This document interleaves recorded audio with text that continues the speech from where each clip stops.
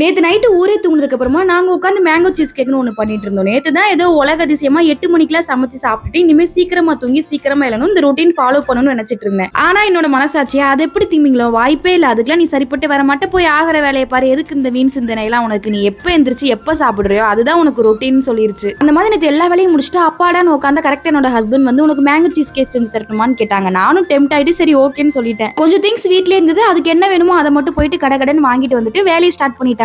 இது செய்யறதுக்கு என்னமோ 20 மினிட்ஸ் கிட்ட தான் ஆச்சு. ஆனா இது ஃப்ரீசர்ல வச்சு எடுத்து சாப்பிடுறதுக்கு ஒரு 2 ஹவர்ஸ்க்கு மேல ஆயிடுச்சு. இதுல ஃபர்ஸ்ட் லேயருக்கு கிரீம் பிஸ்கட் நல்லா பவுடர் பண்ணிட்டு அதுல பட்டர் ஹீட் பண்ணி ஊத்தி நல்லா மிக்ஸ் பண்ணிட்டு ஃபர்ஸ்ட் லேயர் வச்சுக்கிட்டாங்க. செகண்ட் லேயருக்கு மிக்ஸி ஜார்ல சீஸ் கூட கட் பண்ண மேங்கோ சேர்த்து நல்லா அரைச்சிட்டு அது கூட மில்க் மேடும் விப்பிங் கிரீமும் சேர்த்து நல்லா மிக்ஸ் பண்ணிட்டு செகண்ட் லேயரா வச்சுக்கிட்டாங்க. அவ்வளவுதான், லாஸ்டா அழகா கட் பண்ண மேங்கோ வச்சுட்டு ஃப்ரீசர்ல எடுத்து வச்சாச்சு. டேஸ்ட் அப்படியே சூப்பரா இருக்குன்னு சொல்ல மாட்டேன், நார்மலா தான் இருந்தது. மாம்பழ புளிப்பா இருந்திருக்கும் போல, அதனால கொஞ்சம் புளிப்பு டேஸ்ட் இருந்தது, மத்தபடி ஓகே தான். அவ்வளவுதான், நாளைக்கு இன்னொரு மினி விலாக்ல பார்க்கலாம். பாய்.